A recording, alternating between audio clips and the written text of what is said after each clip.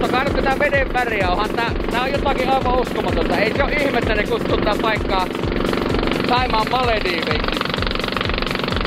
Vesi on kirkasta, todella kirkasta. Ja siellä on muuten nähtävä tuolla. Tää on niinku hieno paikka.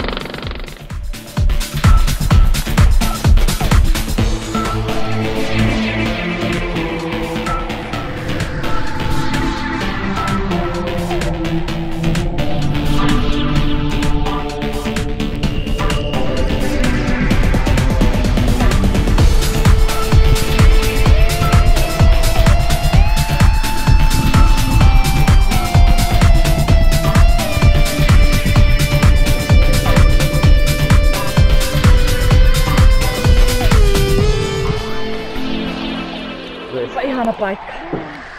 Aivan läheltä näin monenvärisiä kaloja, aivan mahtavaa.